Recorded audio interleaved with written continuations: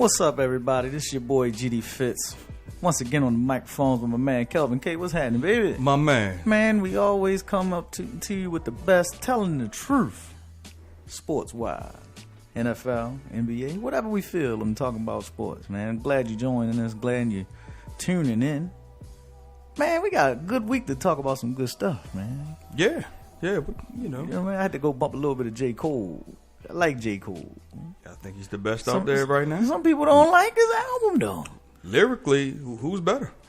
Yeah, that's what I'm saying. Right now. I don't understand why some people don't like the good music. I mean, I guess we get caught up in a little bit of too much Lil Yachty and a little Uzi Fruit. Hey, whatever the heck these guys' names are nowadays. Hey, it's new school, baby. You can't hate on the new school. Yeah. Hey, I ain't hating on it, but I like J. Cole. Yeah. But telling the truth today, here on a breezy winter day, we're going to talk about the NFL. We're going to jump right on into this NFL recap, last week's games. Let's go ahead and start with that Thursday night football game. Battle of the AFC West teams looking to take over that division. We had the Oakland Raiders coming in hot, possible MVP candidate in Derek Carr going up against Andy Reid and his Kansas City Chiefs. He didn't look like an MVP candidate Thursday night. No, he did not. And I'm not going to try to make no excuses for him. He is playing with a dislocated finger. No doubt. But they did lose, and this is the second time that they lost to a team that I think is actually a better overall team than them. And Kansas City proved it, and now Kansas City have been on a nice little hot streak. They 10-3. But you know why they on a hot streak, though? Why they on a hot streak? The pass rush. The pass rush is back intact. You get Houston back in your lineup. Mm-hmm. You get Tamba Hali back in form. Then you have Ford. These guys aren't playing with their pass rush. Kansas City pass rush is top notch. We talk about Denver's all the time, and I know I'm a big fan of Denver's defense and their pass rush, but that Kansas City pass rush is serious, and they're coming from up the middle. They're coming from the sides.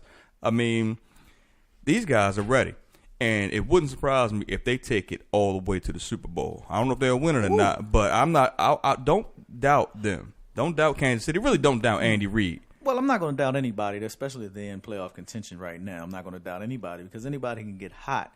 But to say that the Kansas City Chiefs are Super Bowl bound with Alex Smith, because a lot of people call him, man. You know, we always call guys like Alex Smith, Flacco, check down artists, and that's the ultimate thing about Alex Smith. But they are winning football games. So Alex Smith it is definitely a check down artist. Let's be honest.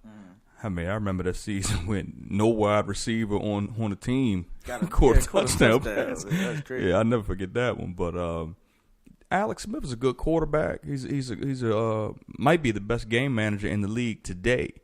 But I think it's more of Alex Smith coupled with a great head coach, one of the best head coaches that we've seen in the last 15 to 20 years, in Andy Reid. Mm-hmm. I think that's really what's driving my opinion that they might go all the way to the Super Bowl. And like I said, that pass rush, because they have an excellent pass rush, but they also have an excellent secondary. Mm-hmm. Andy Reid's going to put the offense together. He's always done that. So they have the makings of a team that could go deep into the playoffs. And let's not forget that if you have to go to Kansas City during a big game, and that's my good luck. That's my thing. Good luck. Going to Kansas City, Arrowhead Stadium, one of the toughest stadiums to play in. Now, historically, over the last few years, when they get into the playoffs, they have home field. They can't get it done. They've lost a lot of those games. But I think this version of the Kansas City Chiefs are primed and ready to roll and take that next step. And who's not playing a major factor in their success this year? Well, you trying to knock Jamal Charles on that a little bit. I'm not trying to knock him. I'm just saying, franchise player, right? I get what you're saying. Got paid. I'm getting what you're saying. Mm-hmm. But when you are a talent, they tend to stick with your talent. And that's why. I mean, they're going to stick with their guys. It's the same thing that can go on with a team like Minnesota. Remember, Andy Reid didn't bring Jamal Charles in. Mm-hmm. And he was already there. And the team is playing a hell of a lot better than they ever had right now.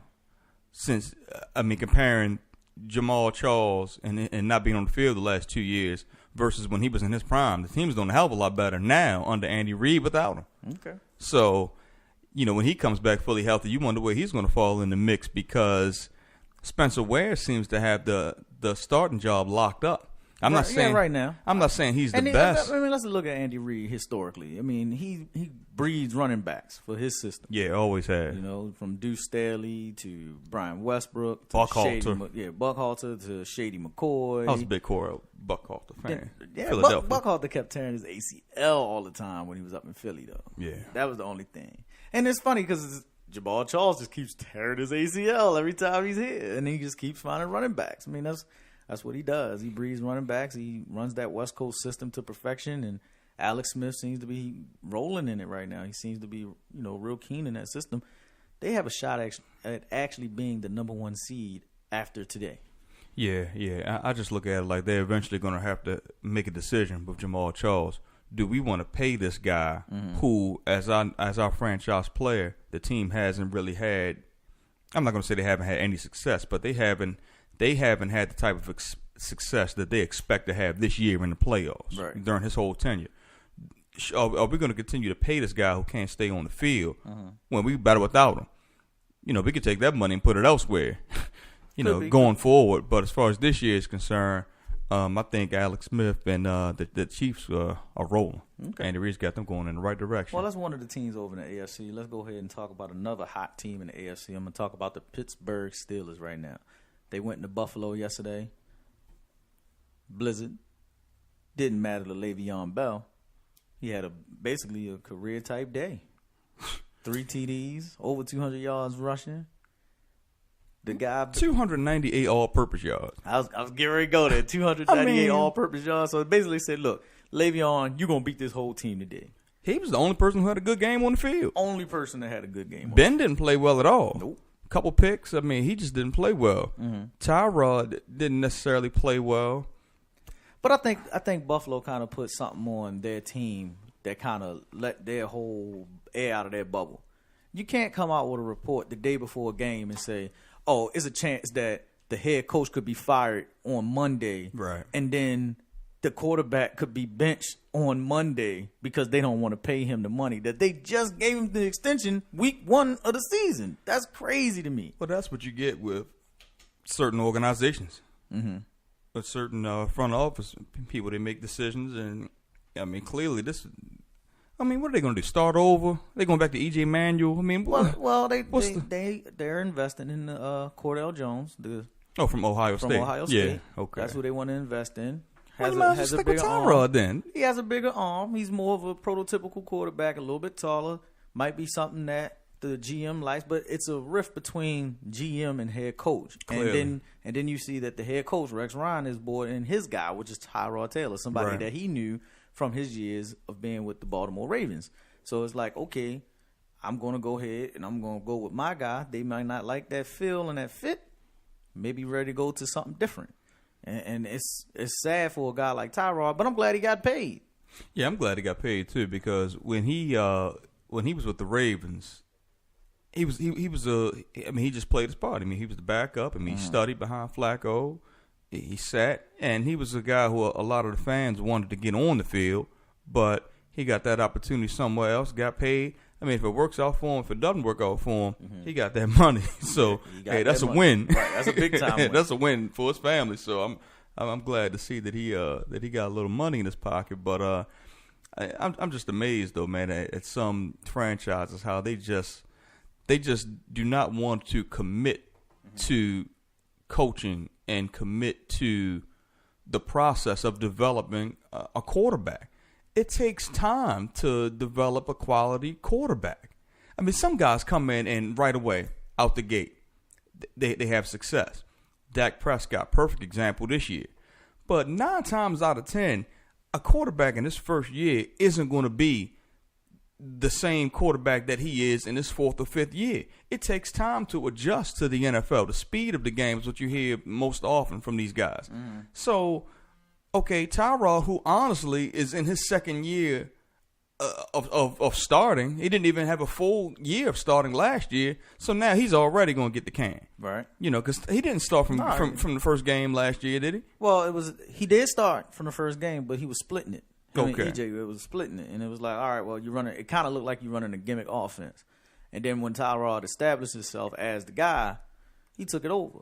I mean, at the time when you go and you make this statement about, oh, the coach might not be here and the quarterback might be let go, they 6-6, still on the playoff bubble, getting a chance to actually win and go. Yeah. So you done put more pressure on them. And what do you expect? Well, let's be honest though. What do you expect?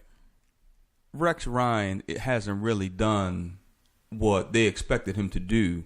And that's the in defense. Buffalo. And that's the defense has been poor. Well, the defense hasn't been poor. The defense hasn't been what they expected a Rex Ryan defense to be when they signed him as the head coach.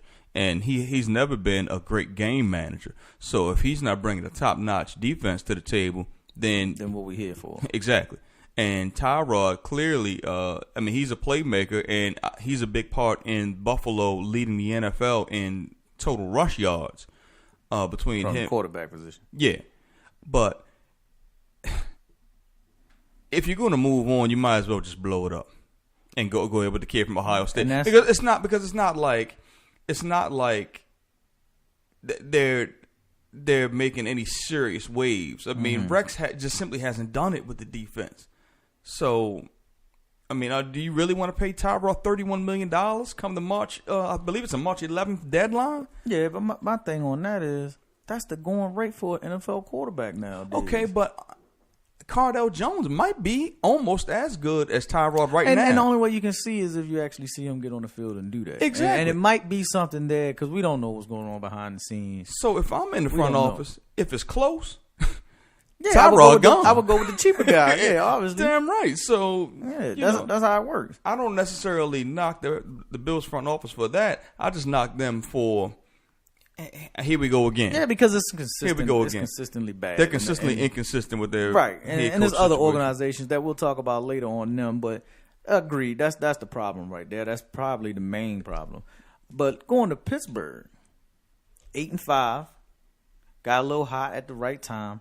They're trying to win the AFC North. Can the Pittsburgh Steelers do it? Can they maintain going like this? Because remember, I don't even think Big Ben is 100%. Remember, he got his knee scoped earlier this year. He's not 100%. The wide receivers are not elevating their games. I'm not talking about Antonio Brown. I'm talking about the rest. They're not really showing it to me yet. But they also are dealing with a lot of injuries. Ladarius Green, one of their big-time free agents that they picked up over the offseason, is dealing with some nagging injuries. He's trying to come back around. Well, he just came back yesterday. Yeah, he just came back. Yeah, and he's trying to come back around. But that running game, Bell is showing everybody that he might be the best running back in the NFL. And the guy's like a wide receiver as well, too. I mean, he has such patience. It's refreshing to see a guy who, I know he's been around a couple years, but I still look at him like a young guy who has that kind of patience and IQ to wait for the block to develop and then attack the hole or the opportunity that the guys up front create for him. But I mean, you could look at him as a wide receiver. I mean, you could almost send this guy downfield. I mean, they had no answer for him yesterday. Right. They had no answer for him. So Pittsburgh, as long as Bell is maintaining that level of play and Antonio Brown's maintaining his level of play, hell, they don't need anybody else. If they got Green back, then, they're poised. They're poised. And Baltimore has an uphill battle to keep up with those guys. New England tonight. So yeah, and I'm glad you mentioned Baltimore, but I was going to save them for later because we got some other recap games I want to go into real quick. I want to talk about the team that America loves. I'm talking about the Dallas Cowboys because I've been itching for this one right Cowboys, here. man. It's enough Cowboys talk Cowboys, around the country, I man. know, but we got to talk about it. We got to tell the truth, man. We got to tell the truth.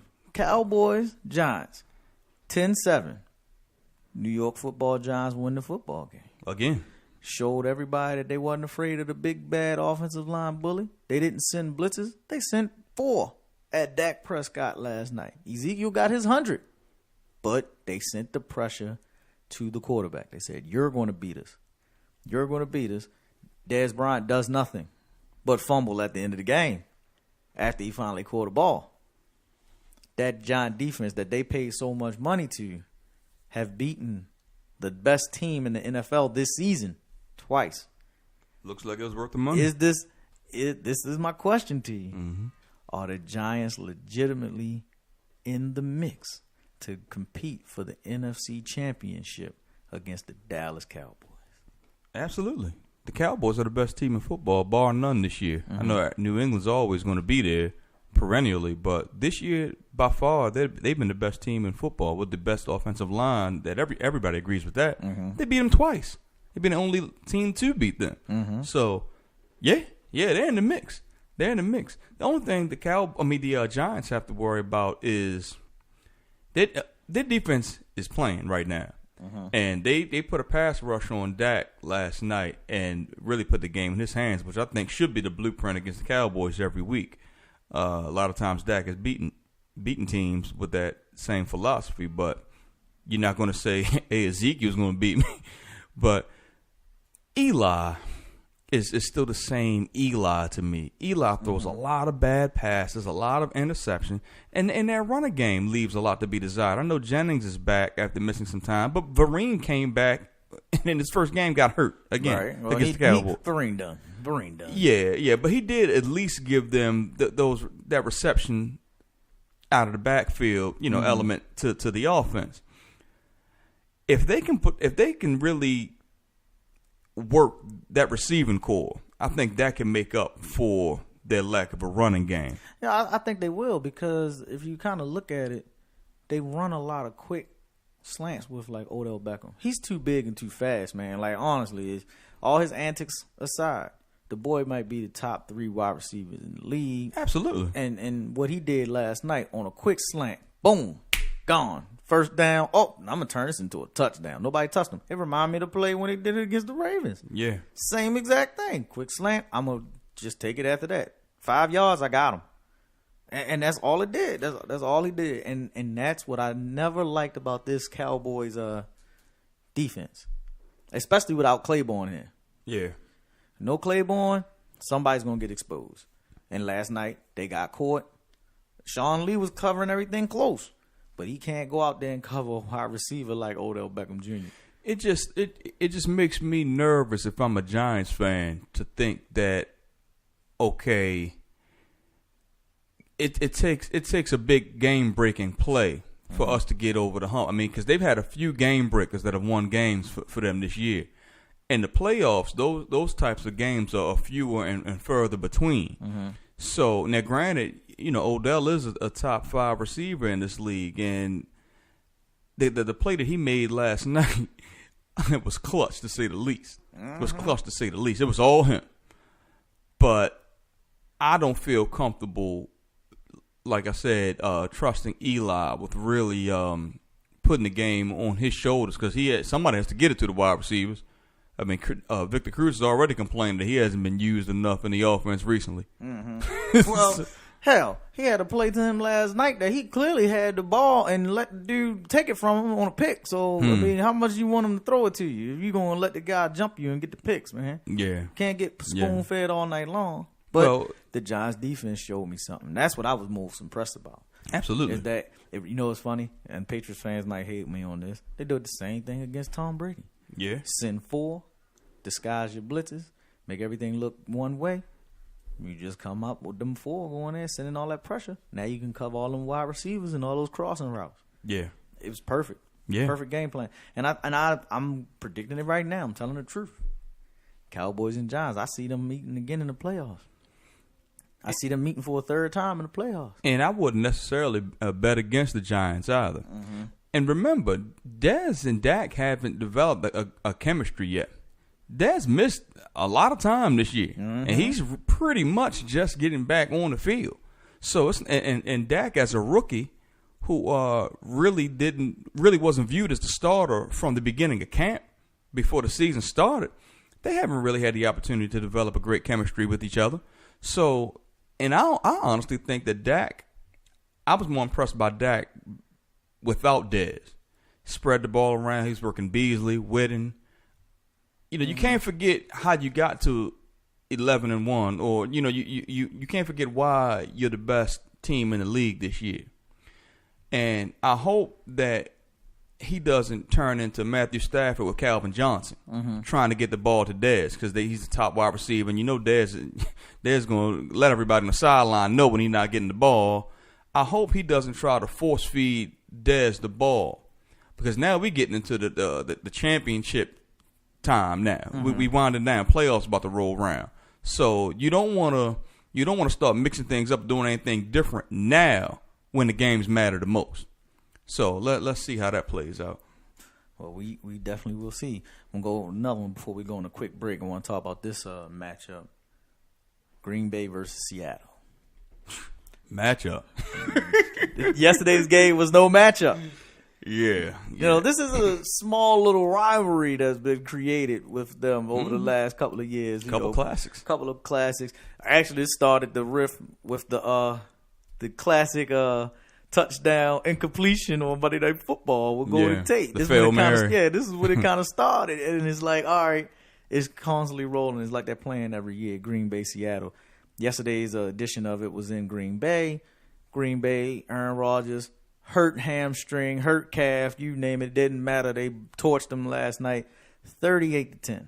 Torched them. My thing is, and a lot of people are not saying nothing because of their record.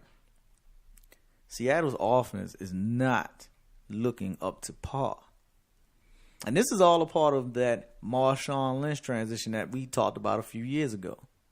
From when they, instead of running the ball in the Super Bowl to get the points for the touchdowns to beat New England, you're putting it all on the hands and shoulders of Russell Wilson. That's not a bad thing to do. But looking at the way that this offense has become, it's becoming stagnant. You go out here, you tying football games 6-6. You losing football games 14-5. You get embarrassed last night 38-10. That's all this year. And that was all Russell. And that's Russell last night. Threw 5 interceptions last night. Yeah, inexcusable. What's going on with Seattle, man? And we can't keep saying, "Oh, it was injuries," because we get those excuses with Baltimore, with the Ravens. Oh, it was injuries. That's why they like that. No. Well, let's just be fair to Russell Wilson. He has been playing the majority of the year with a nagging injury. Okay. Enough said about that. That's just fact. Wasn't nagging last week 40-7. No doubt. That's why I said enough said on that. But but that's fact. He has been playing the majority of the year with a nagging injury. I couldn't understand why they let Christine Michael go.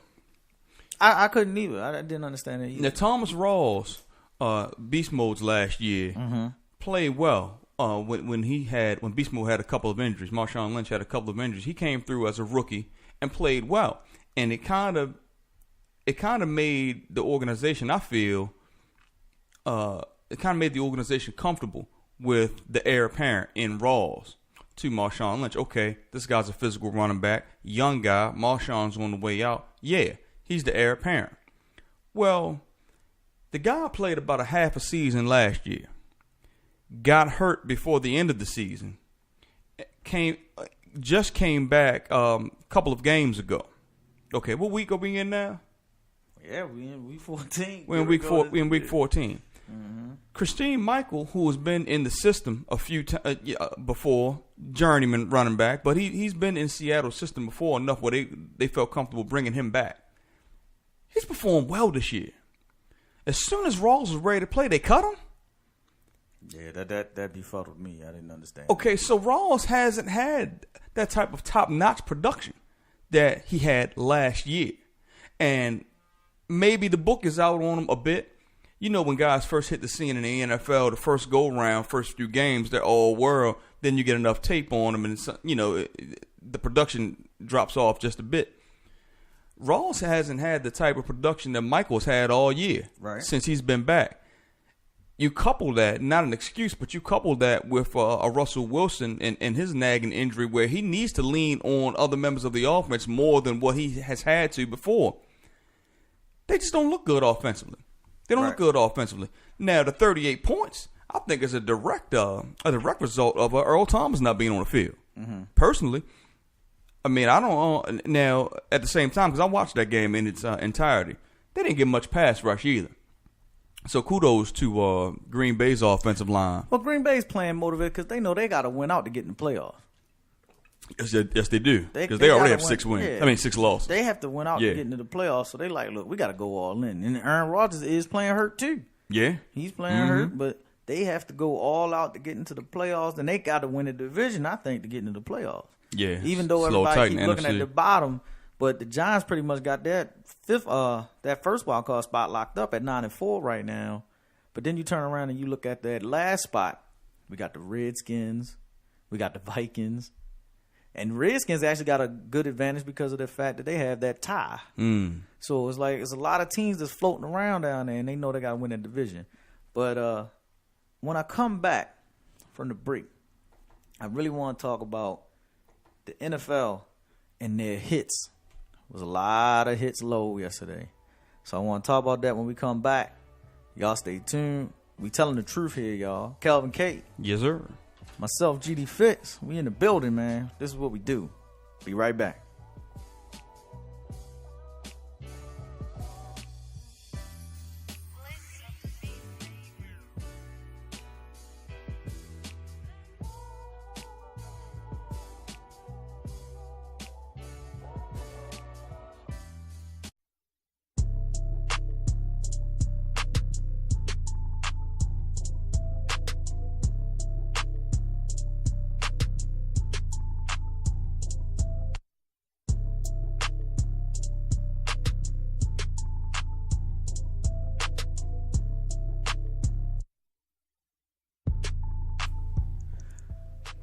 Telling the truth, part 2 of today's session. GD Fitz, we here. My man Kelvin K.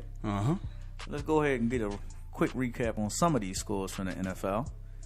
San Diego went into Carolina and got smoked. Lost. They might have lost Melvin Gordon for the whole year. Really, man? Hip injury, man. I'm a little pissed off my fantasy team, but it's all good. 28-16, Carolina won. Cam Newton got a victory. Then you had Barely. Atlanta going to L.A. Todd Gurley's pissed off, saying they running the middle school offense. I guess they did. 42-14. Man, they scored a touchdown in 3 seconds into the game. 3 seconds into the game. Yeah. That's crazy, man. Jeff Fisher's a great coach. And got an extension. That's the greatest of all time. Another dude that's guaranteed to come back on a bad team. I'm talking about Chip Kelly. They had a lead, 17-0 on the Jets. Two bad teams, but the Jets found a way to come back and win it in overtime, 23-17. Chip Kelly's a great coach. Hey, he must be. But here's the one, and I don't really want to knock him, but I feel bad for Hugh Jackson because nobody wanted to take that daggone job. We watched some of the highlights from this game yesterday, and we couldn't stop laughing. They blocked the extra point. Right? Okay, look, Cleveland, this is how bad your football team is because your basketball team is doing some work. And your baseball team went to Game 7 of the World Series. But the Browns, you already donut right now. You ain't winning. You blocked the extra point. They were trying so hard to convert that 2-point conversion. Passing the ball lateral. And then got smacked at the 50-yard line to then turn the ball over the next possession. Then you get the ball on your 2-yard line. You run a flea flicker. This is the play that we watch. You run the flea flicker. My man Calvin K come out like, yo, they ran a flea flicker out the end zone. And then all of a sudden out of nowhere, yo, RG3, damn, another one that you got to just sit there and just laugh at. RG3 gets the flea flicker. I'm thinking it's a big time play. Yo throws it up between 3 dudes and get the ball picked off. Look, man, when you 0 for and you get into the end of the season, you gotta do whatever you gotta do to get that win, you right? know what I mean? You get a little dust, but you just like, look, man, break the flea flicker out, man. Yo, it don't matter if you want your own suit. I feel so bad. I feel so bad for a guy like Hugh Jackson, man, because nobody else wanted that job. Now, what I hope that they do is at least give him another year when you can say he got some credible talent, because they're gonna get the number 1 pick. And they can build with that number 1 pick because they need defense. They need defense bad. So I think they need to stick with Hugh, let him grow. They're going to get somebody to come in and be a quarterback. Either it's going to be a high draft pick that you can develop, or it's going to be a veteran that's going to come there. Look, not to get too far off topic, but I'd like them to stick with Hugh Jackson. I have a lot of respect for Hugh Jackson. He spent a lot of time in Baltimore, so we had a chance to see him firsthand. He's a good coach. He's a good coach, and he has a lot of respect around this league, around the NFL. When you see guys get retread so much, I mean, I felt like Chip Kelly should have never gotten another opportunity after what he did in Philadelphia. That's because you was mad because they messed up one of your secondary teams that you used to like back in the day. Well, no, it was just literally a joke. You trade one of the best running backs in the league for a decent linebacker coming off an ACL injury. I mean, some of those decisions were ridiculous. So then we get out here and it's just a lot. But he got another opportunity the very next year. Oh, and then he's guaranteed to stay. That's what gets me. It's like Jeff Fisher comes back. He gets extended. Now I don't know what's going on with that. He got some pitches. Never had a problem with anybody getting their money. You already know that. Get your money. Get as much as you can negotiate. But when I see a lot of these black coaches who can't get another opportunity, I kind of have a problem with it. Because it seems like guys who come to the table with losing resumes, and it's a whole lot of examples of them. Opportunity. Hell, Lane Kiffin just got an opportunity. Where? South Florida? Yeah, but let's not talk about the college setup, because college, they do it all the time. Well, like this, I mean, because, and I know it's going to sound like I'm not agreeing with it, because like Charlie Strong, prime example. Charlie Strong got fired from Texas. A week later, he's hired by South Florida to be the head coach. So if you are a good coach, you're going to get a second opportunity. Now, NFL-wise, and even in NFL-wise, I just said Hugh Jackson was the only one that wanted to take the job in Cleveland. But this is his second head coaching job in the NFL. He was 8-8 with the Raiders, and then they fired him unjustly. And then you turn. Well, that's what I'm saying. Yeah. Now he's in Cleveland. Yeah, and they give him the Cleveland job. Caldwell, you can say the same with Jim Caldwell. I know everybody say, well, he's inherited the job from Tony Dungy, but he got a second opportunity. And even Tony Dungy, he got a second opportunity when he got fired from Tampa Bay and then went to the Colts. So sometimes coaches do get it, but I get where you're going, because it's not consistent like it is with the other cultures of head coaches. Because I'm trying to be politically correct here, y'all. So tell the truth, like the title of the show. But I get what you're saying. Like, all right, I could go here. Todd Haley with the Pittsburgh Steelers. We heard them talking about why he didn't get a second opportunity yet. Well, maybe because he was an asshole as a head coach. A lot of people didn't like him as a head coach because they didn't like the way that he came off on some of his said players when he was in Kansas City. That's why he lost the team. Some guys just not built to be leaders. And Jack Del Rio got a second opportunity. It took him a while, but he got a second opportunity. Look what he's doing in Oakland. So some of them do get it, some of them don't. But I get what you're saying. They get more opportunities more than what the Hugh Jacksons or the Leslie Frazier's, for an example. Leslie Frazier should have a head coaching opportunity again. Well, look, and there's a lot more, to be totally fair, there's a lot more opportunity for minorities in the NFL now than there ever have been. I mean, Todd Bowles has a head coaching opportunity, and it like you say, Jim Caldwell in Detroit. There's a lot of guys that you can point to, but I just look at the retreads. I mean, some of these guys who just simply haven't gotten it done will still get opportunities in this league, and it always seems like the minority coaches is so much of a quicker decision made when things don't really get traction with the program. So okay, let's go ahead real quick. Get back on the NFL topic. Two things I'm gonna talk about. Actually, three. Go to some games. Arizona played Miami in a real tight ball game down there in South Florida. Miami won the game 23-26. Another game, Denver and Tennessee, kind of a playoff positioning game. Mariota and Tennessee won their football game 13-10 over the defending champs. And then in Washington, the Redskins, another playoff team that's fighting for the playoff spot, they won a rivalry game against the Eagles 27-22. But the key of what I'm getting at with all three of these games had some questionable hits to the knee. If you watched the games yesterday in Denver and the Tennessee game, Harry Douglas blatantly went at Chris Harris' knee. I thought he was getting ready to end him for the season, the way that it rolled. Yeah, that was bad. And you got that one. Then with Tannehill, his season is over with the ACL, MCL injury going at the knee yesterday. I don't think it was a dirty play. I think Campbell was coming at him, got him, knocked him down towards ACL, MCL. The report just came through. He's done for the season. And then in Washington, Darren Sproles. Remember, y'all, if you know who Darren Sproles is, he's 5'6", and that's what they list him at. He might be shorter than that. That was the biggest hit of the day. He got lit up on a punt play, but he didn't call fair catch. He actually went down lower. So remember, he's 5'6". That's what they list him at. And if you looked at the slow motion replay as we did together, he kind of, like you said, he kind of got even lower. He got even lower. Yeah, he kind of was almost. He was down on. He was his almost knee. on one knee. Yeah, so that turns 5'6" into maybe what 5 feet, 5. Yeah, 5 1. even. And then you got a guy who's coming at full speed trying to get you because you're not hitting the fair. You're not throwing your hands up for the fair catch signal. The point of what I'm getting at is the NFL is saying that you're hitting defensive players. You can't go to the top, to the chest or the head or the neck area for real because of the way that it is, because it's so bang bang. You're going to start seeing a lot more of these knee injuries. Do you think that the league... Sproles wasn't a knee injury, though. I know, but that was a concussion situation. Because of this issue with lawsuits with concussions, do you see a lot more of these freak accident knee injuries beginning to occur? I mean, even earlier this year with Cecil Shorts. That reminded me of Willis McGahee's injury. Well, we already knew this. We talked about this last year. We knew that with the emphasis being put on hits to the head, that guys were going to start going low. I mean, a lot of guys around the league came out and actually said so. You know, we don't mind getting hit to the head, but you take our knees out, that's our livelihood. I mean, not to say the guy doesn't mind getting hit to the head, but a lot of guys were saying that, yes, you know, in the game, there are hits to the head. But if you're targeting, we would not like to be targeted in our knees, because when your knees go, you can't play anymore. But that's my thing. How can you tell a player who's now in his mindset, like, look, prime example. I'm going to give you a prime example.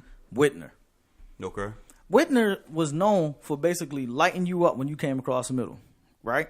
Dante Whitner? Yes. He can't do that anymore because his mindset is come in with the shoulder, hit you when you're coming across the middle to dislodge the ball.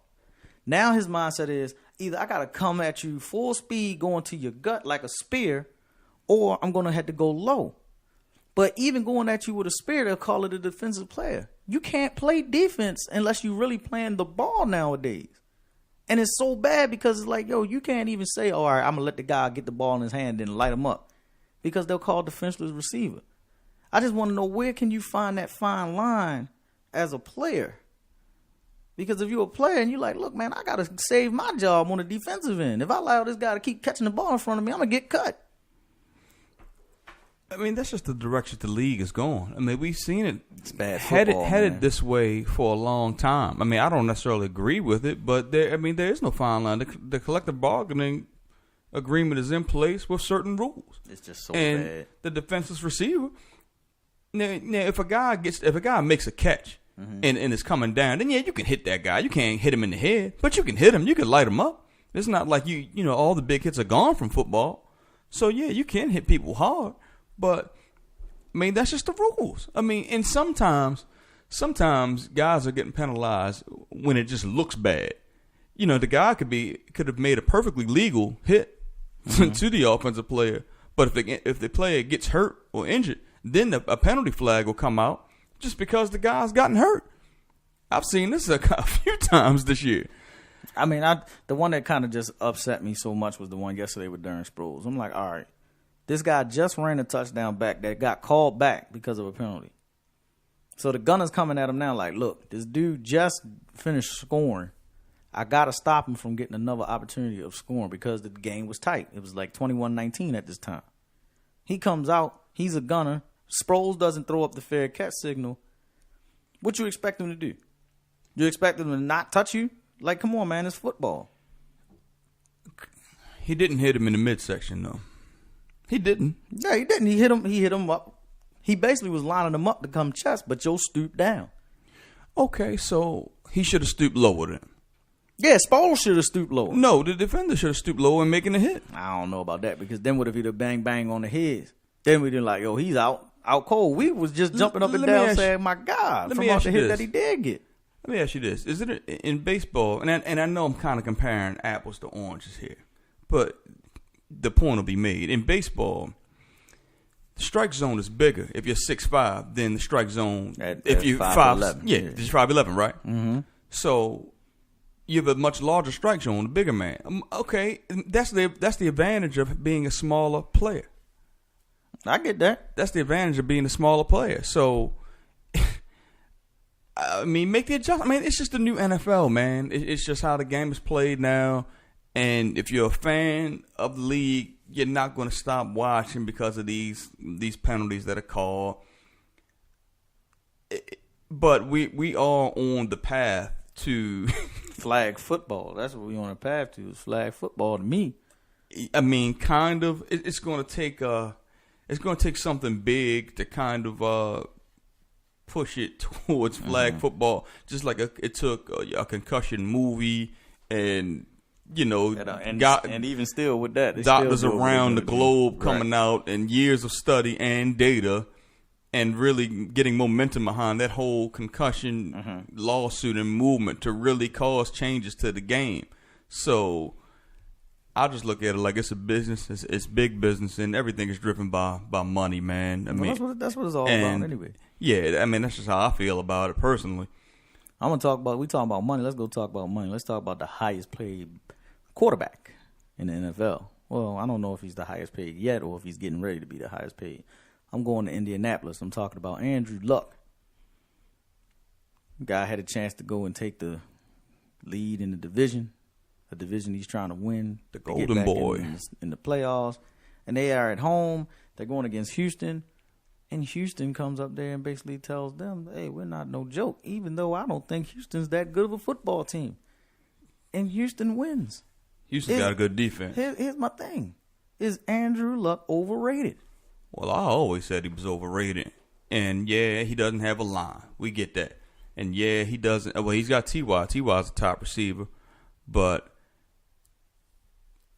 I just think he holds the ball too long, man. Mm-hmm. I just think he holds the ball too long. And he just makes poor decisions at times. I mean, he reminds me a lot of net. He reminds me a lot of Phillip Rivers. I'm not saying that their style of play is similar. And a lot of people give Phillip Rivers a lot of credit for being one of the top quarterbacks in the league, or at least an above average quarterback. I think most people give him more credit than that. But Phillip Rivers makes a lot of bad decisions. I mean, you don't throw 4 interceptions in one quarter. And at the end of the game, when the game is on the line, he's a gunslinger. Yeah, he's a gunslinger. He's a gunslinger because he has emotion. He'll grab somebody by the face mask and yell at him. He's a gunslinger. If that's the case, somebody should have kicked his ass after that 4th interception. Man, what I mean? That was bad right there. Yeah, but see, he makes a lot of those. He makes a lot of those throws where you're just like, man, the game is on the line. What the hell is he doing? Mm-hmm. But he's a gunslinger. He is a franchise quarterback. He is a talented guy. But I think that a lot of people wanted him to come through, and well, he was the best prospect since John Elway. Right. Best prospect in 30 years. Well, so what? A prospect doesn't make you, because you're a good prospect, doesn't make you a great pro player. Mm-hmm. Because you're a great prospect. I think the thing that happened up there was the same thing that happened with Peyton. They were like, all right, well, Peyton's here, and he's turning apples into oranges, and it's like, oh, I don't really need a great offensive line because he had the wide receivers to throw the ball. Yeah, just listen where I'm going at. Listen where I'm going. You already said it too, but I can't say it. Oranges in the apples, apples in the oranges, water in the wine. It don't matter. Just let me say what I'm saying. God. Point what I'm getting at. That Andrew Luck, they thought, oh, all we need is him. We don't really need anything else. And it kind of worked out early because didn't he take him to the playoffs the first couple of years? Took him deep. Took him to the AFC Championship game, actually. Then all of a sudden the injuries start happening because the offensive line not good. You don't have a running game. You bring in Frank Gore, but you don't got nobody to block for Frank Gore. Then it's like, all right, you got all this trying to go down. Oh, that's right. We don't even have nothing else but wide receivers. It's kind of like they were trying to do the same thing that they did with Peyton Manning because they figured like, Andrew Luck's that guy. Luck's showing me over the last couple of years he's not durable because he's getting lit up. And I honestly think he holds the ball too long. Yeah, that's why it gets lit up. Yeah, and that's why it gets lit up. He holds the ball way too long. Now, he's had some great moments. And in the playoffs, he's had some great moments.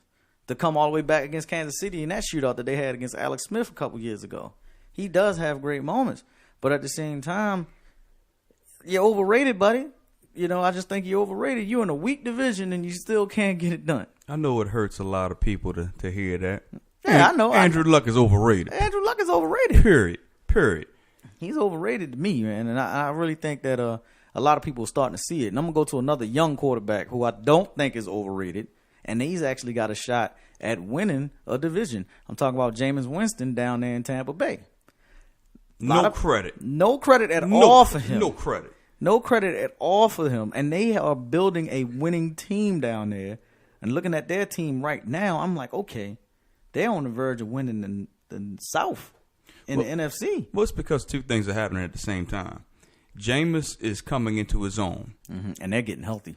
Yeah, they're getting healthy. And that defense is looking very good. Yeah, Doug Martin came back right on time. They needed him to come back. Jameis is coming into his own now. Jameis is also a natural leader, and those guys believe in him because some of those guys were there when the franchise was just just looked like they had no hope.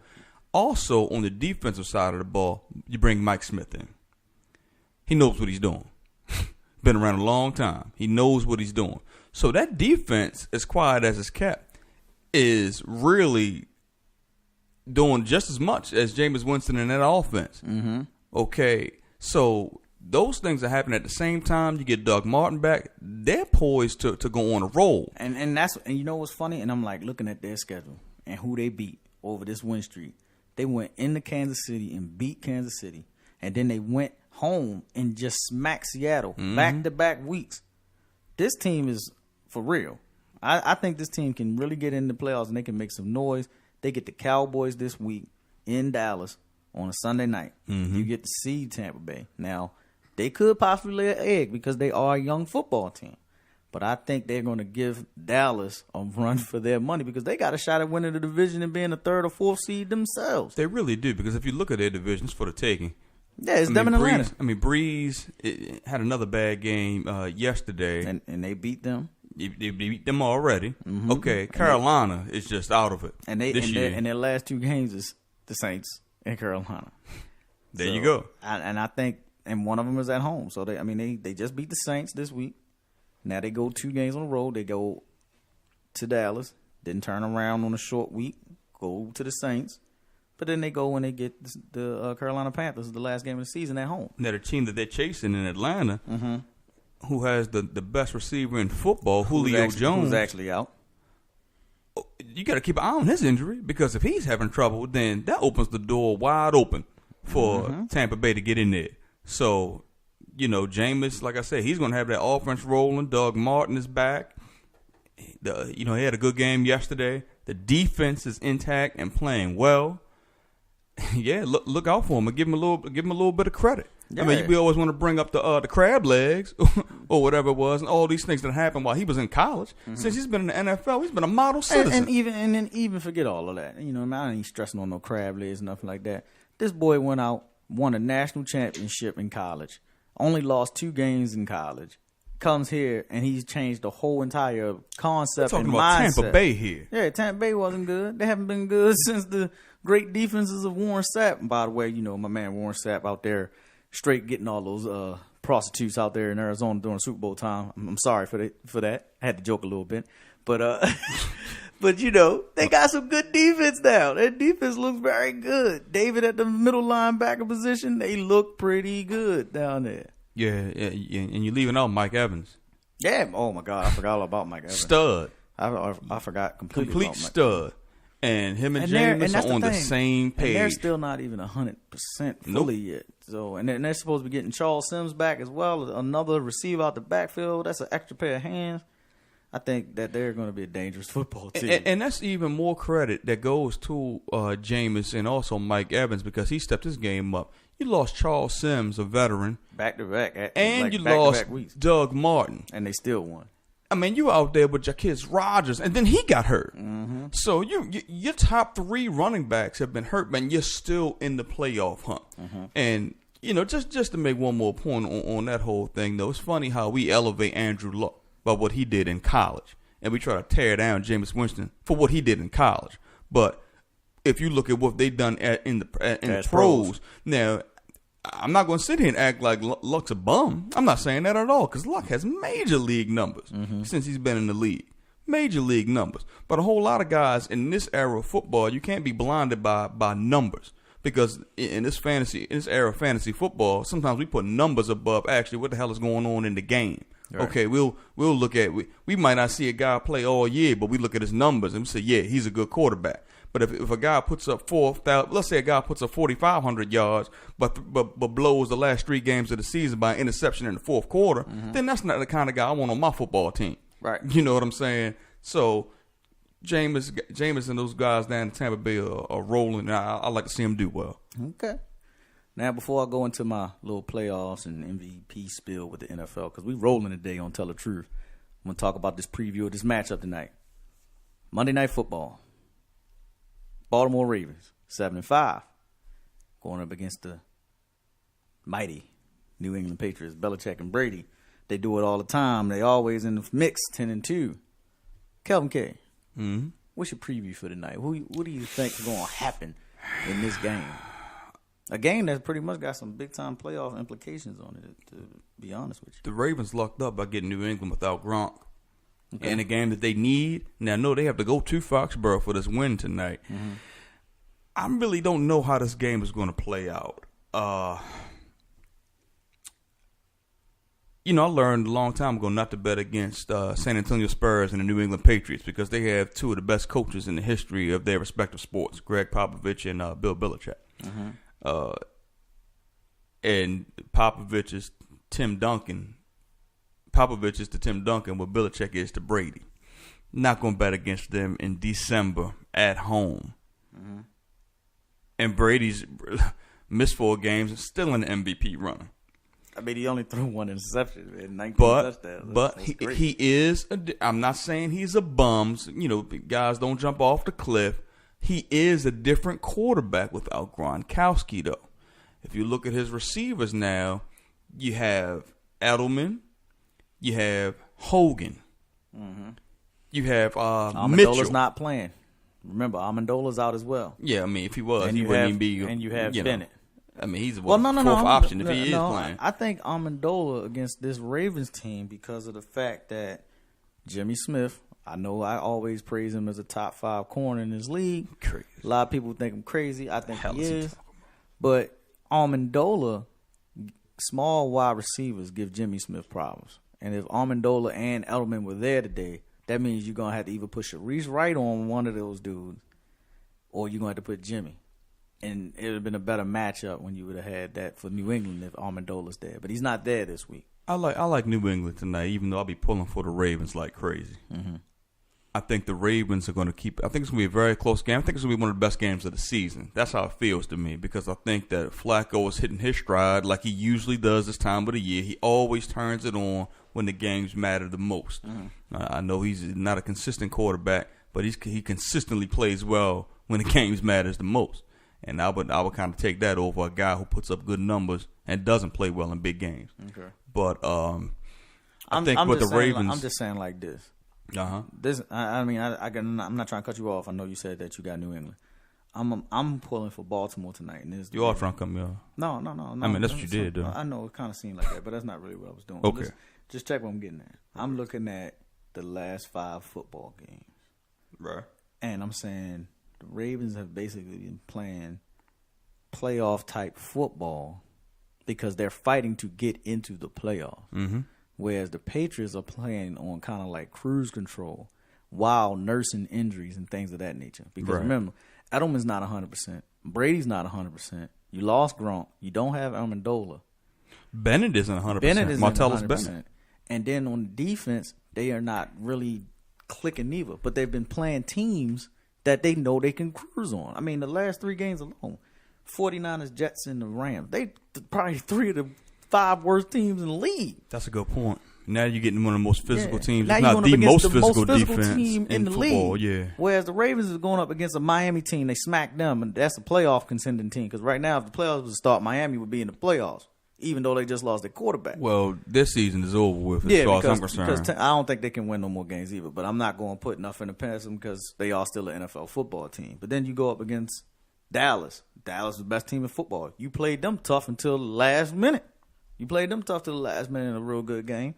Then you beat Pittsburgh as well in this stretch. So it's like the Ravens been playing more hungrier teams that are fighting to get in, whereas the Patriots are just beating teams that they should beat because these teams are bad. No doubt, but all those things have nothing to do with tonight, though. Oh, no. And Belichick, who I think is the best coach that I've ever seen, he's going to have these guys ready to play, especially considering their history against the Ravens, how the games have always been, for the most part recently, have always been close games and physical. And they know that they could get beat tonight. New England does. So I think they're going to come out firing. I think what's different about this Ravens team going into this game is if you look at their linebackers.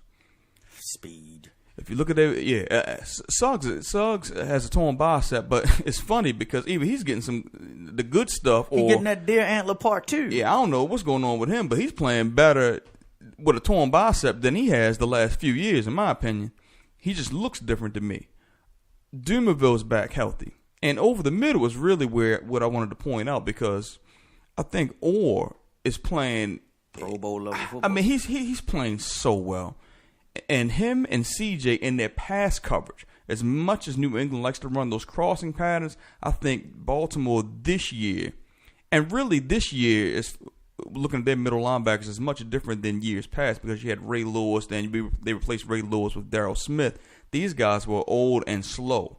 So they've had old and slow guys in the middle for a long time. Now you got 2 young guys with speed and above average and playing the pass. So I think it's going to be a close game. It's what I've always seen them do. They've always tried to consistently win while trying to bring in new pieces. And they've missed on a couple. I mean, we here in Baltimore, we real hard on guys like Ozzie Newsome, John Harbaugh on their selections of talent. Especially over the last couple of years because they have missed on like their first round guys. But let's look at this draft alone. You turn around, all right, Correa, he's not doing what he should be doing as a second round pick, and then you lost Kafusi. But then you got to look at the 4th round guys. Alex Lewis is a dog that's going to be all right on the offensive line. You got Judon that people like. You got Tavon Young with the 4th round pick, and then you pick up Pierce, who's been clogging the lane along with Brandon Williams, and that's why they got the number 1 run defense in the league. Baltimore finds them. They just may not be those marquee names. They're trying to still win while being young. Orr's never been a starter a day in his life. Nobody expected Orr to even be the starter this year. He shows up in preseason. He kills, plays great, and now look at him. We're talking about he might be Pro Bowl. Yeah, the front office has always been able to put together a defense. No matter that offense, it doesn't matter if the guy's a first-round pick or a 7th round pick. I mean, the first round pick might bust, but if the 7th round pick hits, then what the hell difference does it make? Right. I mean, if they put players on the field, then that's what you ultimately want, for them to put players on the field. So, right. Well, what we're gonna do? We're gonna come right back. We're gonna tell the truth. We're gonna take a quick break, and we're gonna go ahead and do a quick predictions for who's gonna go to the playoffs right now. We in week 14, getting ready to go into week 15 after today, and then we're gonna see where their predictions go. Then we're gonna go talk about the NBA. Gotta talk about Westbrook, man. Gotta talk about Harden. Gotta talk about LeBron. Gotta talk about them Warriors. See how I called them a whole team? The scrubs. Man, chill. You gotta chill on that. not the dub. Man, listen, we got to chill on that. We're gonna come back because Kelvin K tripping. Kelvin K, Genie Fitz, tell the truth. Sir.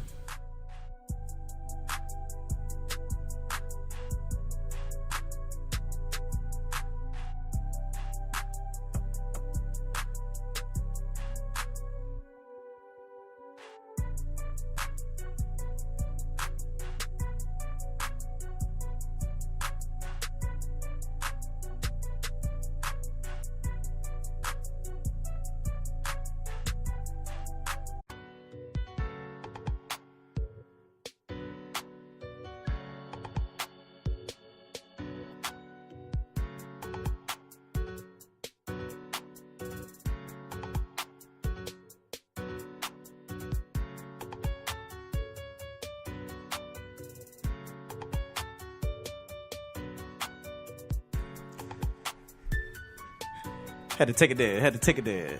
Tell the truth. GD Fitz, Kelvin K. Yes, sir. Having fun. We getting ready to talk about who's going to get cut from this playoffs in the NFL real quick. That's a nice little beat. Hey. I feel like I'm about to go down to the club or something. I got to stop that, man. I got to stop. Price is way too high. I can't go there no more. I got to cut it. But look, Playoff predictions, man. We're talking about NFC, AFC, Super Bowls coming up. Teams are rolling right now. Teams are starting to separate. Some divisions are not actually separating, but some are. So I'm going to go ahead and throw mine out there real quick. I'm going to start off in the NFC. Number 1 seed, I got it being the Cowboys. I think they're going to be the number 1 seed. It's not like we haven't been here before. They've done this before with Romo, but they're doing it with the young guys now. Dak, Double E, Dez, Beasley. And you know what's funny, though, and how the Cowboys season is going to play out, in my opinion? They'll go deep. They'll win a game. Might win 2 games in the playoffs. It's going to come down to Dak making a mistake and cost them the game. If they win 2 games in the playoffs with the number 1 seed, that means they're going to the Super Bowl. They'll go to the well, yeah, you're right. You're right. You're right. Well, they might go to the Super Bowl, but it'll start a controversy if Dak messes the game up. Oh yeah, if Dak costs the game. And I say, well, why you didn't put Romo in the game? But most playoff games come down to a quarterback making a mistake. I mean, because you're going up against the best defenses in the league. You're going up against the best teams in the league. So it usually goes out. I mean, you know, whoever's the best going to win. Yeah, I mean, nobody wins it every year. Right. So the times where the teams don't win, you know, their quarterback throws a pick, plays a bad game. Whoever's the best is going to win. Yeah. So we got that one. Number 1 going to be Dallas. I think the 2 seed, and you might not like it, but I'm going with the Detroit Lions. I'm telling everybody, Matthew Stafford is playing MVP football. 8 comeback wins. You got first place. You're in second right now. They have no running game. With no running game. That's not going to fly in the playoffs. Maybe not. But I'm talking about right now where they're going to be at. They're 2 seed right now. Give them the 1 seed. They're going out first round. Hey, they might not. I just think Matthew Stafford playing MVP football because he's willing that team to win right now, knowing that they don't have a running game. The 3 seed, Seattle Seahawks. Seattle is still good. Seattle still does their thing. Russell Wilson, I know he had a bad game last night, but you can't disclaim a championship team with that defense. And with Russ at the quarterback position, they're going to be fine. The 4, I'm calling Tampa Bay. I think Tampa Bay is going to be the team that gets that 4th seed. They're going to win the NFC South. They'll host the game in the playoffs. Number 5 will be the New York Giants.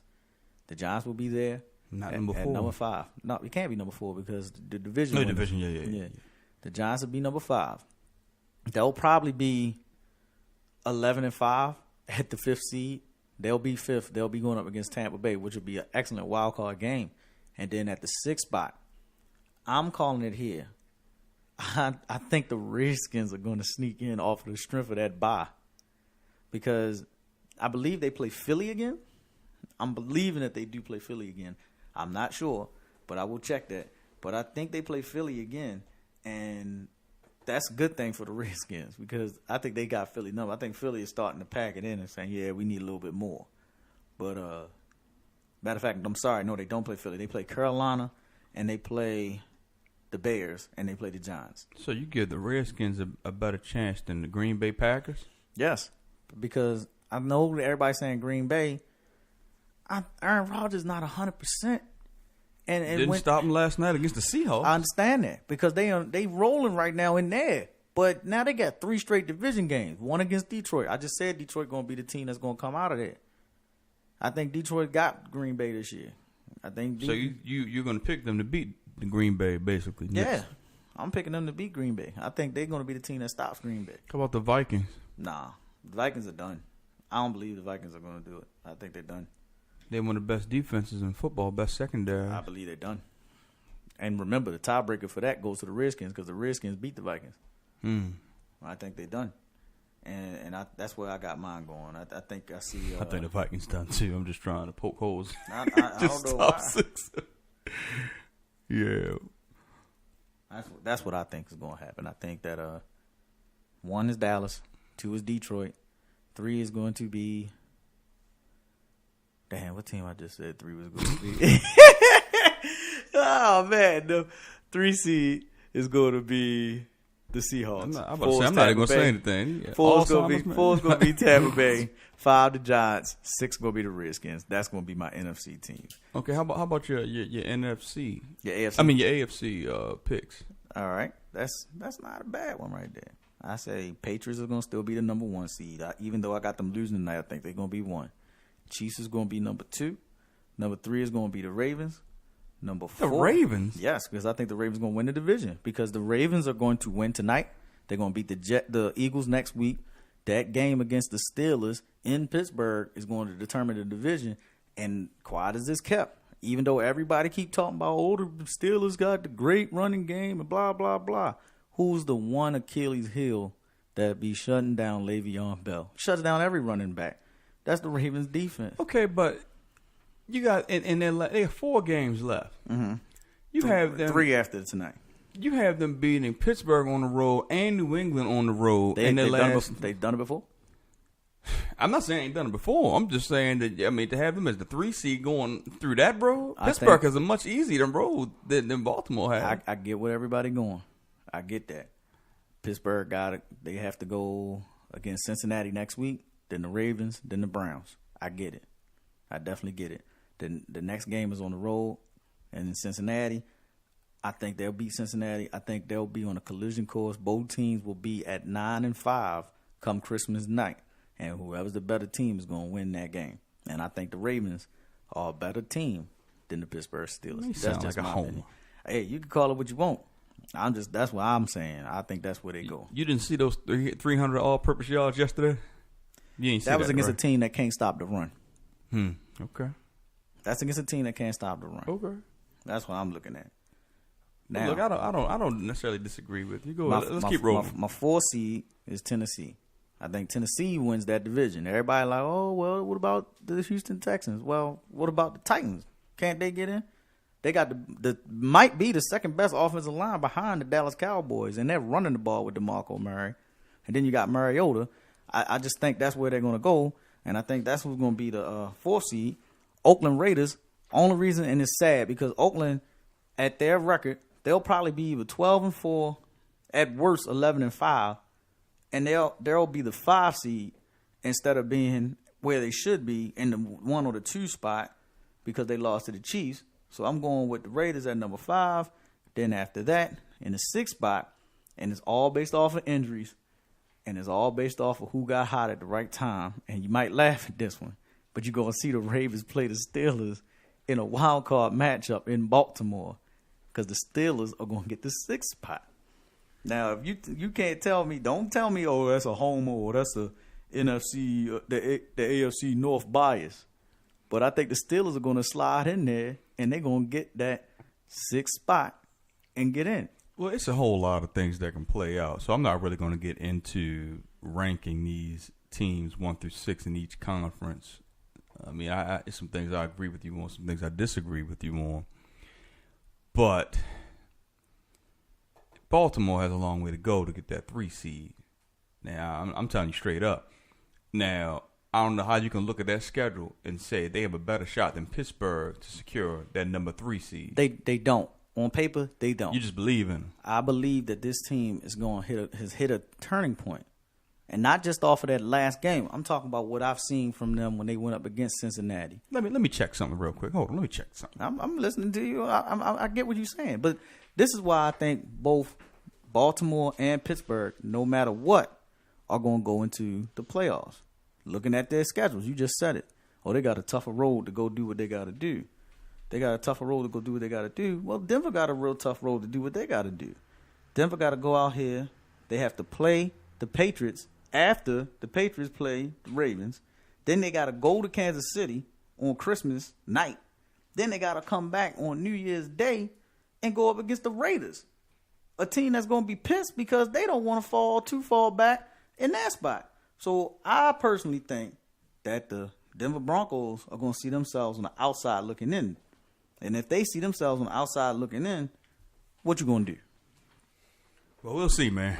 We'll see. I just had to take a look at these upcoming schedules. Mm-hmm. Broncos might not win another game. That's what I'm saying. Yeah. I mean, if you got 3 playoff teams right now that you have to face with an injured quarterback, and you can't put up no points with them. But you go with Tennessee, though. You go strength of schedule. We just talked about the Pittsburgh Steelers, but strength of schedule. I'm looking at tiebreakers and everything. The Ravens have a very good conference record. They've beaten Miami. They've beaten Buffalo. They've beaten these AFC teams. The only team that they lost to in the AFC was the Raiders and the Jets. They beat everybody else. Well, it's going to be interesting. Let's just conclude this week with tonight, which well, I got the Ravens winning. You don't. Like I said, I'm pulling for them with all I got. But man, you talking about going to Foxborough, and you saying, well, they might not have the same amount of desperation, New England, because they sitting pretty right now. But Belichick will damn sure have them ready to play tonight against the Ravens because he's seen this team come play before. And, and do I mean, I think so. he's gonna have them ready to play because he's looking at it like, man, I don't want to see this team in the playoffs, and if we can help, you can get them knocked out by beating them. Exactly. Yeah, exactly. We're gonna go all in and try to beat them, but you don't wake a sleeping giant, and I think they are a sleeping giant. Let's go to another topic real quick in the NFL. This is my last one on the NFL. Who's going to win the MVP? I kind of threw a little egg out there when I said Matthew Stafford. And I think he is in the top 3 considerations for MVP. I give you 3 guys. Derek Carr, Matthew Stafford, Tom Brady. Reason why I don't have Tom Brady, and I know everybody like, well, where's Ezekiel Elliott? Where's Dak Prescott? 2 rookies doing their thing. Big Zeke, he doing his thing. He's carrying the load for that team. I just think it's December football. And remember, it's a whole full-fledged season. They're getting ready to get into a tough time for themselves. They're getting ready to go up against Tampa Bay, Detroit, and they close out the season, I believe, against the Eagles. They're going to have some tough games ahead, even though they'll probably win 2 or 3. They'll have some tough games. I don't think Ezekiel Elliott will win the MVP of the league because it's quarterback-driven. And like I said, okay, all right. Well, I can go with you on that. I was just letting you make your point, man, because I'm sitting here like, how the hell isn't Ezekiel Elliott in your final 3? Well, I understand that, and that makes sense. But I'll be damned if you could look around and you talk he's about going to win offensive rookie of the year. And you talk about players who have the most impact on their teams, and you're talking about the best team in football. The best team in football. The best team in football ain't New England this year. The best team is down there. The best team is down there in Dallas. Okay. And if you look at what they're asking Dak to do, now I know at some point in the season I was hearing people say either Dak or Ezekiel should be in consideration for the MVP. They'll both be in it. But I don't necessarily think Dak should be in the conversation for MVP, maybe Rookie of the Year, because he isn't asked to do as much. But Ezekiel Elliott has to be. Nobody has shut him down this year, not even a little bit. I mean, I know when they play the Ravens, they limited him, but hell, if limiting somebody it's like 88 yards, then damn. You know what I mean? That's just a barometer of how good of a season he's having. So, I mean, this guy's the Cowboys' offensive line is the MVP. Well, I'll just say. Well, that may be true. That may be true. But like I said, I don't see any on these 50-yard runs. I don't see any linemen down there 30 yards downfield blocking for him. I see him running away from people. I see him running over people. I don't see about the linemen involved in those plays. I'm saying this. At this point right now, with Monday Night Football getting ready to happen week 14, the guy that I'm calling the MVP of the NFL is Matthew Stafford. Crazy. And the reason why is because you just said it. No running game. You lose Megatron. Your team's winning more, and you're in first place with right now a first-round bye at 9-4 with 8 comeback wins. And who gets most of the credit for when you get a comeback win? The quarterback, because he's the one driving them down the field to set up the game-winning touchdowns or field goals. I'm going Matthew Stafford. I would have loved to say Derek Carr, but Derek Carr got weapons. He got weapons. They got real good offense out there. And they got some comeback wins. And on the road, too. I give him that. You know, it's funny, though. I mean, yeah, Carr does have weapons. But it's funny how when a team does well, we automatically say, oh, yeah, but they got weapons. Detroit has more weapons than no, sir. Oakland. No, sir. Oakland to me. No, sir. Oakland got a top-tier offensive line. Well, let's just – okay, right. But usually when you talk about weapons, you talk about the skill positions. Agreed? Right. 9 times out of 10. Right. 99 times out of 100, you're talking about the skill position players. Exactly. The skill position players in Detroit are better than the ones in Oakland, in my opinion. You got Bolden up there. You got Marvin Jones up there. You got Golden Tate up there. Okay, my man Abdullah, what's the kid's name? Was a rookie last year. Yeah, you had right Amir Abdullah. Yeah, Amir Abdullah. He's out. He's out. Reddick is in and out. Reddick you done had Justin Forsett come in there. Well, no, Forsett isn't even with them anymore. I'm just talking about who was in there. He's in and out. Okay, look at Oakland. You got Latavius Murray, who you might be Pro Bowl. You think Latavius Murray might be Pro Bowl? He been playing good football all year. I don't know about that, but yeah, you have him. But a lot of times he wasn't even getting the majority of the snaps. They were splitting it between Washington and the kid Rashad. But when you got Crabtree, Cooper, Roberts, them three were killing, and then that offensive line was balling. As a third wide receiver, Roberts fits that bill. That's what he's supposed to do. Well, I'm just saying. I mean, he's nothing more than a third wide receiver. He's a slot wide receiver. Take your pick between Jones, Bolden, and Tate. Whoever's the third wide receiver is damn sure better than Roberts. Okay, you know what I'm saying. So even if it's close, let's not make it seem like the Raiders' skill position players are far and away better than the Detroit. Like I'm saying, Detroit wasn't expected to do nothing. Everybody said Minnesota, Green Bay, Detroit. Well, you said Minnesota. I didn't. I never liked Minnesota. I thought, Minnesota. But Peterson did get hurt. Peterson got hurt. Bridgewater got hurt. They did start 6-0. Look, they'd have been tolerable if Bridgewater didn't get hurt. Hey man, I'm praying for the comeback though. Right. I want to see him get healthy. But we gonna switch topics now because you geeking. Hey man, I'm just saying. Like I never was sold on Bridgewater. He's a good kid. Hey. Probably got straight A's in school. Yo, stupid. And he probably sang on the choir. You said he sang on the choir. But I'm just saying. Disrespectful. He wears his usher gloves. You're so wrong, man. I mean, you're so wrong. He wears I'm not messing with you right now. I'm going to NBA. The man wears usher gloves on the football field. A lot of them wear usher gloves on the football field. They don't look like his. I mean, he got the white usher gloves, literally when you march up to the choir, he has those usher gloves on. He don't. Look, you can't put your. And he passing out the little ties offering plate. When you put Teddy Bridgewater, you know how the guys do the diamond signs with their gloves. You can see like the team logo. Right. His just all white. You know what I mean? He took them straight from church, man. You're terrible, man. They got no grips on them or nothing. Terrible. They say Baptist Church on the bottom. This is just terrible, man. It's terrible. I'm going into the NBA, man. I ain't dealing with you. NBA. About quarter way through the season right now. Got a lot of scoring going on in the NBA this year, man. I mean, a lot of scoring. We got a lot of records that seem like they're going to be broken. And I'm going to go ahead and start it right off. I'm going to talk about Westbrook. The man had 7 straight triple-doubles. He's averaging a triple-double. Nobody's done that since Oscar Robertson. Yeah, for the season, yeah. For a season. And he's on pace. But the crazy thing about it, he might not be the MVP of the league. That's crazy. Doing this. Because a former teammate of his in Houston is leading that team and leading the league in scoring and assists. He looks motivated. He looks very motivated in that wide open Mike D'Antoni. When we talking about second chances, we talk about second chances in the NFL with head coaches. Look at this. This is the 4th chance for Mike D'Antoni in the NBA. Because remember, Phoenix, New York, LA, now here. Well, he had success with Phoenix. So you had success with Phoenix in 2005, 2006? Well, he was there for a few years. And then he 2005, 2006, 2007. Oh, I think I can turn the Knicks around. You fail. Then you go to the Lakers. You got to the playoffs off of the strength of basically burning out one of the best players of all time. And now you get another opportunity. Now, let's be fair, though.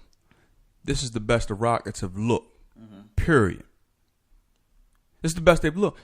His decision to make James Harden the point guard of the team has equaled to the Rockets being skyrocketed to the top of the NBA. Okay. And if they aren't the best, if they aren't considered playing the best basketball right now, then they damn sure are playing the top 2 basketball. They playing it just like Phoenix. They beaten Golden State. They beaten Golden State already. Beating them in Golden State. I think James Harden is leading the league right now, or at one point was leading the league in scoring and assists. Yeah. Okay, this is a direct impact of the decision that Mike D'Antoni made to just put the ball in his hands. Because basically, it made sense. If you think about it, okay, why have Beverly or whoever the point guard was just bring the ball up and then just give it to James Harden any damn way? Just put the ball in his hands. And let him make the decision. Hey, you got the green light to score, but look, keep everybody involved and let's see what we can do with it. And his game hasn't fell off at all. It's only been elevated. He's still one of the league leaders in free throw attempts. He's still doing this, getting his points. And the offense hasn't changed that much. Your offense hasn't changed. I mean, net, you lose Dwight Howard, but you look so much better without him. You look so much better without him. Speaking of Dwight Howard, they barely floating around 500 in Atlanta. Is he done? Well, I'm not gonna put it all on him. Let's not forget that they did lose. They bet on Schroeder instead of Jeff Teague. Okay. Jeff Teague's in Indiana. Well, they both the same. They got the same record. They both at 12-12. Well, I'm just saying. In my opinion, Teague is a much better ball player than Schroeder. Okay. So you lose him. You lose Horford. You know what I'm saying? You bank on Bazemore, who I like. Bazemore. His name is Bazemore, man. Bazemore, whatever the hell his Who name cares is. about Kent Bazemore? Who cares about Kent Bazemore? He got paid. Who cares about Kent Bazemore? He got paid. I mean, props to him because he got everybody in the NBA getting he got paid. But you ain't lying about that. But they lost some pieces. I'm not going to sit here and say Dwight Howard is the reason, because if you look at Dwight Howard's numbers, he's still top 5 in the NBA in rebounding, and he still ranks decently on block shots. I'm not sure where he falls on blocks, but he's up there on blocks. And he's doing his job as far as what a center is supposed to do in the NBA. Right. So, but, no, I mean, Atlanta isn't even on the map as far as... I agree with that. But I'm just looking at the way that these numbers are going so far early in the year. You got Westbrook getting a triple-double averaging that. You got Harden dropping his points down and getting 11.6 assists a game. Anthony Davis, who might get comeback player of the year, because remember, he missed so much time last year. He's playing at an MVP level. But even with all that said, none of these guys have a shot at getting to the finals, because it's still, in my opinion, the Cleveland Cavaliers versus Golden State Warriors. And that goes to my next point about the third guy of that trio that was down in Oklahoma City, Kevin Durant. Kevin Durant is having a historic year on a team where you really can't. We already said this. How's Kevin Durant having a historic year? That's what. Let me get to you. He's shooting 60% from the field, taking fewer shots, getting the same amount of points. His efficiency rating is going up, 60-40-90. He could be the first player in NBA history to get 60% from the field, 40 from behind the three, and 90 at the free throw line. That's crazy, man. And they're doing what they're supposed to do, win. Now, their measurement is not about what they do regular season, because it's already been proven they were the best regular season team last year with Harrison Barnes in the mix. Now you're adding him into the mix. I don't think they're going to win 73 games, but they're playing basketball, and their whole goal is, can they beat LeBron James and the Cleveland Cavaliers? And that gives so much credit to your guy, because that's what I'm trying to go at. It's the Warriors versus the Cavs, what I'm looking at, but it's about who's going to be the best player, who's going to really show out and be the guy who's going to take the throne. I disagree with you, man. I disagree with you, because I think that Golden State isn't as good as they were last year, and Cleveland isn't as good as what they were last year. So you think that Cleveland and Golden State not going to make the finals? And don't give me that what if thing. Give me. No, I mean, let it play out. I mean, we haven't even made the All-Star game yet, because let's look at the West. I'm looking. We just spoke on the Rockets. The Rockets have beaten Golden State already. We just talked about. I think they might be like a game and a half behind. They're 3.5 behind. They're 3.5 behind. Okay, but they're playing the best basketball in the NBA right now. Okay, I think everybody could agree to that. Them in Memphis, they both won 6 straight. Okay, Spurs are always going to be there. I don't think the Spurs quite have enough, because I think at the point guard position they kind of lacking a bit. They got to get younger. I know Tony Parker is good, but they got to get younger. Yeah, and as much as I like Patty Mills and his fire and his passion, he's a backup. Yeah, he's just a pretty good damn backup point guard, and that's it. The Clippers. I don't believe in them. I know you love them, but Chris Paul, I don't believe. I don't love the Clippers, but I always thought that if they kept the team together, chemistry does matter in basketball. It matters a lot.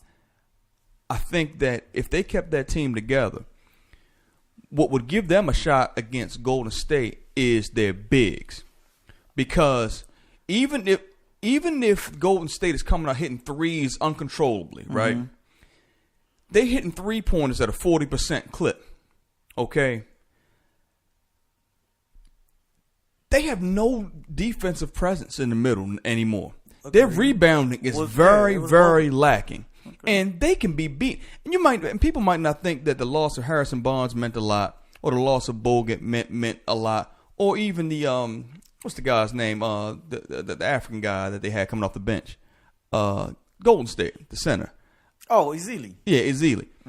Even losing him, They had a lot. They had a 7-foot Ain't do rotation. nothing but grab a board and do a putback. But you can't teach 7 feet. And when you go into the hole against a 7-footer that's active, They got JaVale McGee. Enough said. Enough said. You might People like JaVale. You might as well just nickname him Shaq than the Fool. JaVale Shaq than the Fool McGee. Yeah, JaVale the man, yo. But DeAndre and Blake. Look, if the Clippers can't get it done between this year or next year, then you got to look at that whole thing like, man. If it's me and I'm running the Clippers. Now, see, the problem with the Clippers is they have an owner who's expecting to win now. That's why he bought the team. He's expecting to win now. And then you got a GM / basketball operations leader in Doc Rivers who wants to win now as well. And Chris Paul who wants to win now. You got free agents coming up. Both Chris Paul and Blake Griffin are free agents. I think this is their last legitimate run with this core group. It could be. And if they don't get it done now, you have to consider making moves that will better your team for the long term. I think they already kind of pretty much set in stone that Blake Griffin might be walking out the door with the way that they did their draft last year, drafting 3 power forwards. Either they're going to try to trade something trade them to get another viable piece in there, or they just like, look, man, you can leave and we'll just have a quality power forward come in and replace you. But it's all based off of CP3, man. He's the glue. He's the one that's going to make them roll. And I mean, the other day, didn't he have 20 assists and no turnovers, something of that nature? Yeah. So Chris Paul is the one that makes it roll. But is this team good enough to beat? Basically, is this team good enough to get out of the second round? Because they can't get out of the second round. Yeah. They can't get out of the second round. I don't care if it's, Chris Paul tore his hamstring in Game 7 of a first round against San Antonio. Oh, well, that's the game. It happens. Yeah. Same thing last year. Oh, well, he broke his finger and the other one popped his knee. Oh, it happens. Maybe you need to condition yourself a little bit better to go through the long haul. I mean, because if it keep happening at the same rate, something got to change. That's why Popovich gets away with what he does. And he said, you know what? I'm going to rest a guy for 5 straight games. I'm going to give a guy this break. Well, I'm going to do that with this because it's working for his team to go longer. And I think it's the same thing with the Clippers. Maybe they need to go into that mindset. Well, I mean, to get back on track, don't pencil Cleveland and Golden State in so easily at this stage of the game because I think we both can agree that neither one of those, and I don't give a damn if they got Durant or not. They're not. If they're not as good as 73-9, then they're not better than what they were last year. They were up on Cleveland 3-1 in the finals. Yeah, but you got to look at it, man. LeBron was hungry, man. They wanted that championship. Well, that's what I'm saying. It took to beat Golden State. Golden State was the best team to me. It just took one of the best players of all time to give it all he had to beat him, and that's hard to beat. And I'm that's hard to beat. And I'm gonna say this too. You just did a violent point. You said that Golden State this season does not have the defensive rebounding and the defensive presence in the middle. I don't think so, man. And that's kind of, and I'm not trying to take nothing away from LeBron and what they did.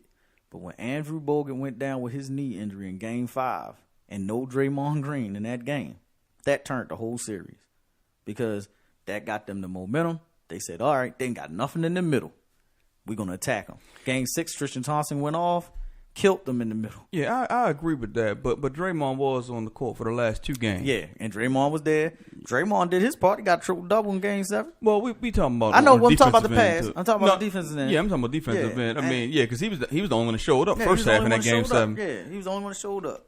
And that's more a testament of what I want to see if Durant and them can do it. And I mean, it is disrespectful to the other teams to say Cleveland versus Golden State Part 3. It is, but to me, and then in the paper, East, we didn't really address the East. In the East, okay, Toronto is probably their best. Toronto gonna be their best competition. Yeah. And matter of fact, no, I'm not going to disrespect them. Toronto is good. They will be one of their competitors, but don't sleep on the Knicks. And this is why I say, listen what I'm saying. Man. This is what I'm saying. Don't sleep on the Knicks. The Knicks. A lot, and you know I ain't no Knicks fan. I'm just saying, don't sleep on the Knicks because they do have some formidable pieces that will make Cleveland work in the playoffs. Look, I can understand if you said, well, the Knicks are going to be better than people anticipate. You know, they might win a first round matchup. Man, come on, man. We talking about threats to come out of the Eastern Conference. Do you honestly think the Knicks are a threat to come out of the Eastern Conference? All I'm saying is this. The Knicks are 14-10. After starting out slow, they've won 10 of their last 12 games. they're starting to get chemistry. You just said chemistry builds, right? Yeah. If Melo was a top 15 player and Derrick Rose is playing for a contract, get what I'm going at. When players play harder when they playing for something, and he's a former MVP. And then you got Porzingis starting to get more looks and more touches and more attempts. That means they're starting to believe in him a little bit more. That core three with defensive guys like Noah and Courtney Lee. Well, they are defensive guys. Don't get it. You laughing on it. No, I'm being dead serious. I'm not laughing at that. I'm just being dead serious. Scrappy guys that play well. I agree with that, but I'm just listening to the names that you're running on. I understand what you're saying. You saying that, okay, and I would agree with you on Derrick Rose because Derrick Rose is playing. Brandon Jennings playing well too. Who? Brandon Jennings is playing well too off of the bench. Yeah, but I always like Brandon Jennings. Derrick Rose is playing much, much better than I thought he would. He looks healthy. He to me at this stage in his career, considering the time that he's missed, I don't think you can ask Derrick Rose to play better than what he's playing right now. Right. But it all comes down to number 7. Oh yeah. It all comes down to number 7. And it's the same reason I don't believe in Golden State is the same reason why I don't believe in the Knicks. Because the guy who's going to get the shot when the game is on the line, Kevin Durant and Carmelo Anthony, have proved that these guys just didn't get into the league yesterday. Okay, they've been into the league. They've been in the league long enough for us to know their games. And both of them can fill it up. And they both great scores. But when it gets tight, you already know Carmelo ain't going to come through. Now, Durant has help around him. But their whole team has a different dynamic than it didn't have last year. So when it gets tight, I want to see how things play themselves out. And that's why I'm not ready to spoon feed. Well, I'm not spoon feeding Golden State, I'm not spoon feeding entry into the NBA Finals. I'm not trying to spoon feed it, but it just looks so obvious and it's so bad because it's like, it looks like 3 or 4 teams are the teams that are going to go to the finals. And that's Cleveland, the Clippers, the Spurs, and the Warriors. Those are the 4 teams. Even with Westbrook and Harden doing what they're doing, I don't believe them. And it's like we always say with football. Well, you got to play a little bit of defense. I don't know, man. The Rockets, I think you can't discount the Rockets, man. It's still too early to kind of talk about this too.